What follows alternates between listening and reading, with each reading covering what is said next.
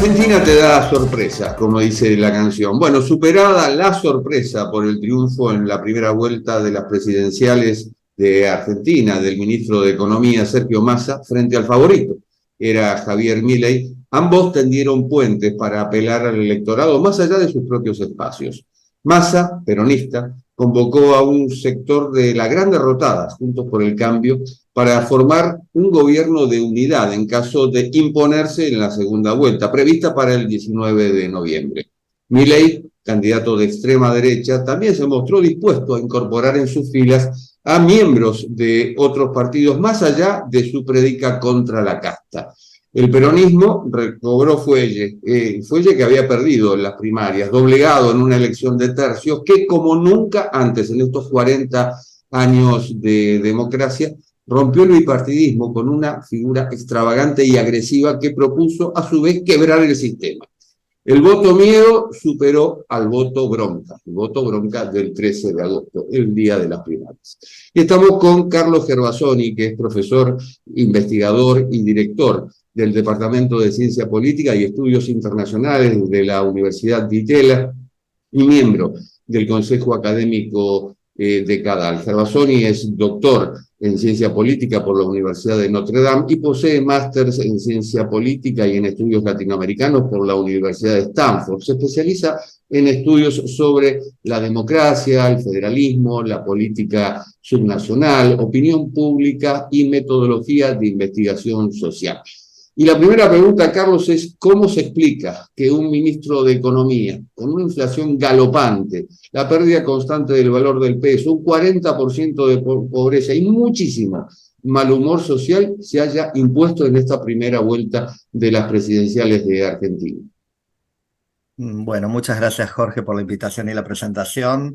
A ver, voy a contestar tu pregunta en dos partes. La primera explicación más obvia, más matemática y más mecánica es que los competidores de Massa iban divididos, ¿no? Si uno considera a los dos partidos opositores, La Libertad Avanza de Milei y Juntos por el Cambio de Patricia Bullrich, sacaron el 50 y pico % de los votos, muy por arriba del 36% de Massa. Pero bueno, se dividieron y en esta famosa elección de 3/3, los argentinos venimos hablando de 3/3 desde hace mucho, bueno, moverte un poquito para arriba, un poquito para abajo te hace o ganar o perder. De hecho, Massa salió, les recuerdo a quienes están mirando esto, salió tercero en las elecciones primarias de hace 2 meses y ahora salió primero. Y no sabemos qué va a pasar en el balotaje. Así que esa es la primera explicación, un oficialismo compitiendo contra una oposición dividida en dos grandes bloques, ¿no? Más de dos, pero dos que son los más grandes. La segunda explicación es menos intuitiva y es que la influencia de las condiciones económicas, de la performance económica en el voto es menos clara y lineal de lo que a veces se supone, ¿no? Y esto está bastante estudiado en ciencia política. Yo me retrotraigo un hecho de la historia que vos seguramente vas a recordar y yo también recuerdo, pero los que son más jóvenes o nos ven de otros países no conocen, que es que en el año 89, al final del gobierno de Alfonsín, con el país en situación similar a la actual, la economía estancada hacía mucho tiempo, altísimas tasas de inflación, una sensación de fin de época, el candidato del Partido Radical sacó 37% de los votos, uno más de lo que sacó Massa el domingo, antes de ser. Pero no ganó porque del otro lado tenía la oposición peronista toda unificada que sacó el 47%, le ganó por 10%, ¿no? Y uno dice, bueno, ¿cómo puede ser que un gobierno con un fracaso económico clarísimo como fue el de Alfonsín termine con un 37% de los votos, ¿no? Entonces, yo voy a decir rápidamente para no entrar en algo largo y académico. Los partidos como el peronismo y el radicalismo, los partidos tradicionales, tienen bases sociales firmes y tienen militantes y tienen gente que los sigue y los evalúa y les da apoyo más allá de los fracasos, ¿no? Y eso es parte de un partido institucionalizado. En segundo lugar, la gente vota por muchas cosas, no solo por la economía. Por ejemplo, en Argentina mucha gente votó en contra de Menem. Bueno, ayer mucha gente votó en contra de Milei. Y tercero, los candidatos que son candidatos de gobiernos fracasados, como es el caso de Massa, que va por un gobierno absolutamente fracasado, se diferencian del gobierno al que representan. Para Massa esto es muy difícil porque es ministro de Economía de este gobierno, pero sin embargo fue muy exitosa su campaña electoral en despegarse. No voy a explicar ahora los detalles, pero toda la campaña electoral básicamente Massa parecía que era un candidato de otro partido, de otra fuerza, y no el candidato del gobierno. Entre otras cosas, el presidente Alberto Fernández y la vicepresidenta Cristina Kirchner no aparecieron en ningún discurso, ni en ningún spot, ni en ningún aviso del oficialismo. Con todo ese combo explicás una performance que para el peronismo es mediocre en términos históricos, 36% es el mínimo, nunca el peronismo había sacado tampoco, pero desde el punto de vista que vos preguntás, notable, ¿no? Dado la mala performance de este gobierno. El gobierno buscaba un culpable de la crisis, pero ¿la crisis terminó siendo funcional al gobierno? No, yo eso no lo creo. A ver, el contrafáctico creo que sería que sin crisis al gobierno le hubiera ido un poco mejor. Es lo que yo me imagino. Sin crisis, sin inflación, con la economía creciendo, aunque sea moderadamente, con inflación más bajo control, yo creo que en vez de 36 hubieran sacado 40, 42, algo así. Y quizás le hubiera ido peor a Milei, ¿no? Porque un poco la impresión que tenemos es que Milei mejora cuando las cosas van mal, ¿no? Porque Milei es en buena medida una expresión de protesta, ¿no? No creo que le haya sido funcional al gobierno. Yo creo que tu pregunta fue hecha desde el vaso medio lleno para el peronismo, ¿no? Bueno, ¿cómo es que un peronismo en un gobierno tan pobre en sus resultados puede sacar el 36%? La visión del vaso medio vacío sería, bueno, pero nunca le fue tan mal en su historia el peronismo, ¿no? Entonces, yo creo que ese nunca irle tan mal en su historia el peronismo tiene que ver con la crisis económica y más allá, decir una cosa más, ¿no? Que lo más obvio para los que vivimos en Argentina es que la inflación, los precios aumentan todos los días, la economía hace un montón de tiempo que no crece. Pero aparte, no tenemos gobierno, digamos. Los argentinos tenemos la sensación de que este experimento que inventó Cristina Kirchner hace 4 años, designando a un don nadie, alguien que no era nadie en la política argentina, un político de segundo nivel como era Alberto Fernández, como presidente y yendo ella de vicepresidenta, fue un fracaso absoluto. O sea, están todos peleados con todos, no fue para ningún lado, se critican internamente desde hace mucho tiempo. Y ahora llegan al final del mandato desaparecidos. O sea, Alberto Fernández hace semanas que no figura en nada. Cristina ayer, el día de la elección, el domingo, salió a criticarlo a Alberto Fernández diciendo, a mí no me escuchó, yo les dije que había que hacer tal cosa y no me escuchaba. Y Massa no los nombra ninguno de los dos, ¿no? Entonces, el fracaso económico y el fracaso político son muy obvios, ¿no? Bueno, las estrategias de campaña tienen alguna efectividad y yo creo que la estrategia de Massa de ir como un candidato despegado y de explotar las debilidades de sus competidores, cierto miedo a Milei. Voy a hacer una cosa muy rápida que no me preguntaste, pero creo que va al contexto de esta pregunta, que es que Milei fue la gran sorpresa de la elección primaria hace 2 meses, ¿no? En agosto. Y expresaba un enorme enojo y frustración de los argentinos con la política tradicional y con los resultados de este gobierno. Pero yo tengo la impresión, no tengo datos, pero digamos, es bastante intuitivo percibir que mucha gente lo votó a Milei porque esperaba que Milei sacara el 20 o 22% de los votos, que es lo que las encuestas le daban, pero sacó el 30%, ¿está bien? Entonces, mucha gente que lo votó a lo mejor como una forma de darle un castigo a la clase política tradicional, pero no porque lo quería presidente, sino como mensaje, como voto expresivo, dijo, no, si este tipo va a ganar, prefiero no votarlo. Entonces, mucha gente que lo votó, quizás dejó de votarlo esta vez, y eso explicaría en parte el estancamiento de Milei en 30% y en parte el crecimiento de Massa, ¿no?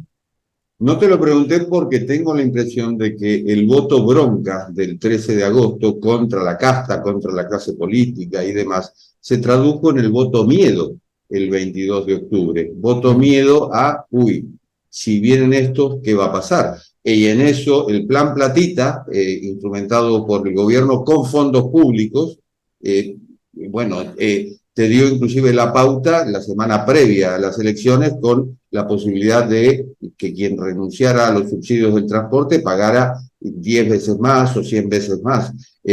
Por eso te decía, me parece que pasamos de la bronca al miedo. Sí, yo creo que algo de eso hay, sí, claramente. Y hay también algo que se destacó bastante en los análisis entre el domingo y hoy, y que yo estoy de acuerdo, una campaña muy estratégica y muy profesional de Massa, y una campaña más improvisada de Milei, ¿no? Esto es razonable en parte porque Massa es un político que tiene 30 años de experiencia en política, es un hombre joven, 52 años debe tener, pero hace 30 años está en política y hace 20 años que ocupa cargos muy importantes en el gobierno y ha sido candidato a presidente antes, perdió en el año 2015, con lo cual tiene experiencia. Y Milei es una persona recién llegada. Para quienes no están en Argentina, entiendan que hace 5 años nadie sabía quién era Milei. Hace 2 o 3 años era una figura simpática, colorida de la televisión que iba a opinar sobre economía e insultaba a los políticos. Hace 2 años se convirtió en diputado nacional con un 17% de los votos acá en la capital federal, en Buenos Aires. Y hoy puede ser presidente del país, ¿no? Entonces fue una persona que ascendió meteóricamente, y como ocurre con esos líderes outsiders, etcétera, bueno, típicamente no tienen experiencia, no tienen estructura, no tienen equipos de consultores, los van armando sobre la marcha, y entonces ha sido una campaña bastante caótica y poco planificada, ¿no? Entonces yo creo que el éxito de las PASO tiene que ver con que, sin plan, Milei se convirtió en una buena forma de protestar. Pero cuando las cosas empiezan a poner, sean los votos que valen, que son los de la elección del domingo pasado, la estrategia empieza a jugar porque ya estás en los 3/3 y, como te decía, depende quién sube 3 o 4 o baja 3 o 4. Y me parece que es bastante obvio darse cuenta que Massa comete muy pocos errores, si es que comete alguno en su estrategia, y Milei comete errores muy obvios, como en el debate de hace 10 días, insultarla en forma personal, atacarla en forma personal a Patricia Bullrich, cuando 10 días más tarde le iba a necesitar para una alianza, y ayer la salió a buscar.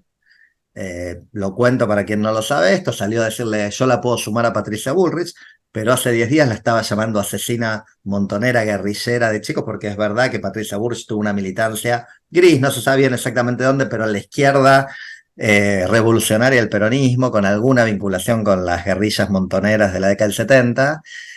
Bueno, eso es un error muy obvio, ¿no? Si vos ya sabés que alguien puede ser tu futuro aliado clave, no lo ataques a nivel personal con ese nivel de agresividad, ¿no? El 19 de noviembre, segunda vuelta, balotaje. ¿Habrá un balotaje efectivamente o una suerte de referéndum entre un candidato del sistema y un candidato antisistema? Bien interesante la pregunta, no lo había pensado así. Creo que va a haber algo de esto segundo que me acabas de decir, va a haber una elección entre candidatos del sistema. Massa es claramente el sistema, Massa es el jefe de la casta, si tuviera que ponerlo en términos de Milei, es uno de los políticos principales de la Argentina, y te diría, dándote una opinión, pero muy basada en hechos, ¿no? De la Argentina que está muy mal, digamos, ¿no? De la Argentina de las empresas privilegiadas, el Estado que hace negocios turbios con los empresarios, los sindicatos con privilegios. Bueno, todo lo que está mal en la Argentina y que traba el desarrollo de este país desde hace 40 o 50 años, Massa tiene claros canales de comunicación con todos esos sectores, y está imbricado en todo ese entramado entre semi-legal y legal, rentístico, que hace que la Argentina hace 50 años que no crece, digamos. Y Milei es un outsider total, obviamente una persona que viene, sí, trabajando en grupos económicos, pero que es una persona de afuera de la política, digamos. Entonces, en la medida que hay argentinos más conservadores, no lo digo en el sentido ideológico, sino más de mejor malo conocido, y otros argentinos más arriesgados, más revolucionarios, de nuevo, no en el sentido ideológico, sino en el sentido de, bueno, esto no nos está sirviendo, rompámoslo. Hay algo de eso, ¿no? Y digo que hay bastante de eso porque también hay otra cosa que es indudable en esta elección, que hay un componente ideológico. La mayor parte de la gente no vota por ideología, pero es verdad que Milei representa una derecha en dos sentidos de la palabra derecha, ¿no? En un sentido, si querés, menos legítimo, me parece a mí la palabra derecha, es una economía liberal, capitalista. En la Argentina eso es visto como muy de derecha, lo que en cualquier otra parte del mundo sería medio de centro, pero bueno, apoyar una economía liberal, abierta, amigable hacia la inversión y los negocios. Y la derecha más cultural, que yo diría es conservadora, no es liberal, con todas estas ideas de oponerse al aborto, ver con mucha desconfianza todo lo que tiene que ver con cuestiones de perspectiva de género, educación sexual integral en las escuelas, etcétera. Todo ese componente que yo lo veo medio antiliberal, pero bueno, está ahí, digamos, la derecha en ese sentido, y Massa, que él como político, esto es importante entenderlo, tiene un perfil que yo definiría casi como de centro-derecha, ¿no? Es un tipo que habla mucho de seguridad, como de law and order, diríamos en inglés, de ley y orden, y habla mucho de bajar impuestos, y nos ha bajado los impuestos a los argentinos que ganamos más, ¿no? O sea, viene una de las muchas cosas que hizo electoralmente fue bajarle el impuesto a las ganancias a los argentinos que tienen salarios más altos, ¿no? Eh, entonces tiene un perfil de centro-derecha, pero encabeza una coalición que después de 15, casi 20 años de kirchnerismo, se ha corrido muy a la izquierda el peronismo, una parte central del peronismo, y entonces él hace una cosa que estratégicamente, primero es porque quién es él, es una persona más de centro o centro-derecha, y a él le conviene ocupar el centro, porque la gente de izquierda no lo va a votar a Milei, con lo cual, del teorema de Anthony Downs, el famoso voto, ¿cómo se llama?, de cercanía, a vos lo que te conviene es estar en el centro, digamos, ¿no? Porque todo lo que haya del centro para la izquierda no va a ir a Milei. Y lo que haya del centro para la derecha, un poquito podría ir a Massa, ¿no? Con lo cual, este es el lugar más cómodo para ubicarse. Así que ahí hay algo que me parece muy interesante para observar de acá en adelante, que es, si gana Milei, este país es muy impredecible, no sabemos lo que puede pasar. Si gana Massa, es un poco más predecible, porque uno podría decir que el peronismo tiene más probabilidades de dar gobernabilidad, pero me cuesta mucho ver un peronismo en paz, ¿no? Un peronismo donde hay gente que está muy, muy a la izquierda, muy radicalizada con el kirchnerismo, votando, acompañando a un tipo que básicamente va a hacer un ajuste fiscal, entiendo yo, y varias políticas más bien liberales, porque no va a tener mucha alternativa, y me cuesta ver ese peronismo en orden, ¿no? Bueno, el peronismo es un movimiento que se resiste a ser partido, sin embargo necesita un líder. Eh, y mi pregunta es, ¿pasamos del kirchnerismo al masismo? Y mira, mi respuesta es, sé que tenemos poco tiempo, así que voy a dar la corte contundente. Sí, ¿no? Porque sí, asumiendo que Massa gana, por supuesto, no sabemos, está abierto este balotaje, está completamente abierto. Yo te diría que si hoy tuviera que apostar algo, te diría un poquito más de chances para Milei que para Massa, ¿no? Por lo que uno ve en las encuestas, a pesar de que el momentum, el envión lo tiene Massa, ¿no? Pero si gana Massa, sin duda, yo creo que mi lectura de Massa es que es un político con enorme ambición y habilidad política. Es como Kirchner, Néstor Kirchner. Nadie lo vio venir a Néstor Kirchner, pero Néstor Kirchner, de ser un gobernador autoritario feudal de una provincia marginal de la Argentina, en 2 años se hizo un líder que durante 20 años dominó él con su esposa, típicamente como hacen estas personas. Massa también tiene una esposa importante políticamente, siempre muy rodeado de sus familiares. Este, y en 2 años Néstor Kirchner se deshizo de cualquier competencia interna dentro del peronismo, Menem hizo algo parecido antes. Yo creo que no tengo muchas dudas que eso es lo que va a ser Massa, y va a ser un gobernante de gran concentración del poder, como antes lo fue Menem y como antes lo fue Néstor y Cristina Kirchner. Y es cierto, no lo fue Alberto Fernández, en una excepción histórica, ¿no? Alberto Fernández, alguna gente suponía que podía llegar a intentar a ser un líder en sí mismo, y la verdad es que nunca lo intentó.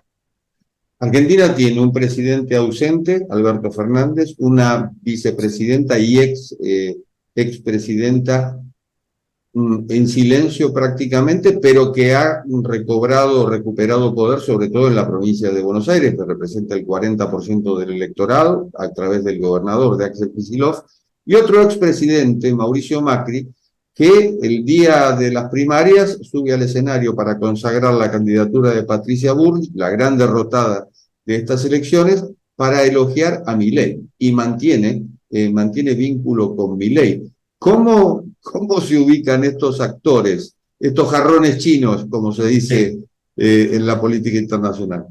Sí. Bueno, Alberto Fernández me parece que es el más fácil. Alberto Fernández no era nadie antes de ser presidente y no va a ser nadie después de ser presidente. Creo que le va a costar entrar a un restaurante. Alberto Fernández, una persona que me parece que genera sentimientos despectivos, desprecio, bueno, no creo que, digo, la propia clase política, más allá de la gente, ¿no? De la oposición y del oficialismo. Cristina creo que va a pelear, tiene recursos, va a pelear primero por su libertad, porque está condenada por corrupta, por ladrona, y no está en la cárcel porque es vicepresidenta y por cuestiones de edad, pero bueno, podría ella y su familia, sus hijos, especialmente Máximo, enfrentar condenas económicas o de cárcel importantes en el futuro, y creo que se va a ocupar mucho de eso. Y quizás de tratar de labrar algún tipo de herencia a través de Kicillof o algunos otros sectores del peronismo que le puedan seguir respondiendo. Pero insisto, en un contexto donde si Massa es presidente eso va a ser muy difícil. No digo que no pueda lograr algo, pero va a ser muy difícil. Y Macri es muy difícil de ver. O sea, Macri es, para darte mi resumen de cómo lo veo a Macri, Macri fue un constructor increíblemente efectivo de una fuerza política exitosísima, ¿no? Lo que fue primero el PRO y después Juntos por el Cambio, que él logró, perdió la Ciudad de Buenos Aires, después de perder la ganó, después la ganó de nuevo, después la ganó 3 veces seguidos más, incluyendo este domingo con su partido, con una administración que es generalmente considerada efectiva. Logró generar un partido nacional, el PRO, aliarse con el radicalismo y la coalición cívica para tener el alcance territorial y la fuerza electoral que el PRO solo no tenía. Ganar las elecciones de 2015, donde se suponía que la iba a perder. Bueno, después tuvo fracasos, por supuesto, perdió la reelección en el 2019, pero la verdad es que costaba ver que hace 25 años, cuando Macri empezó con esto, las cosas iban a ir tan bien para él, ¿no? Y sin embargo, como expresidente ha sido muy difícil de leer, ¿no? Como que quizás habría que leerlo en términos de sus propias palabras, que es muy difícil dominar el ego, ¿no? Él dice, lo ha dicho con esas palabras, muy difícil dominar al enano del ego que busca siempre. Y me parece que Macri tenía un rol para cumplir como ese político que vuela por encima de las rencillas partidarias y está más allá de los cargos y las internas, y eligió ser uno más de los que estaba en la pelea, en las rencillas, en las internas y en la búsqueda de cargos, ¿no? Y hasta hace unos 4 meses era posible candidato a presidente por Juntos por el Cambio. Y me parece que está más a la búsqueda de una satisfacción personal. Vieron que yo tenía razón, por ejemplo, de que Milei viniera con un programa pro mercado más radical que el de él y que le vaya bien, que cuidar la propia obra con el cual él hubiera pasado la historia. Creo que todavía tiene chance, ¿no? De pasar la historia como el creador del gran polo antiperonista, ¿no? Para dar un poquito de contexto y cierro. Digo, la elección del 2011, cuando Cristina fue reelegida, la oposición fue partida como en 5 pedazos y el que más sacó 17%. Cristina ganó 54-17. Y el segundo fue un socialista, ¿no? Hermes Wiener, el gobernador de Santa Fe, que 4 años más tarde, Macri, con esta nueva creación de la Juntos por el Cambio, donde el PRO era un elemento central, le haya ganado la presidencia al kirchnerismo, realmente es notable, ¿no? Y es un legado de dejar, digamos, simbólicamente para los argentinos, el primer presidente no democrático que termina un mandato completo presidencial, desde Marcelo T. Alvear en el año 28, hace casi 100 años, hasta Macri fue Macri, ¿no? Y creo que estaba más para el bronce y la historia que para volver al barro de la política, y hasta ahora ha elegido volver al barro de la política, ¿no? Veremos cómo sigue la película, Carlos. Muchísimas gracias, un placer. Gracias a vos, Jorge. Y esto ha sido Cuarto de Hora, el programa de Cadal TV. Nos encontramos en la próxima. Chao.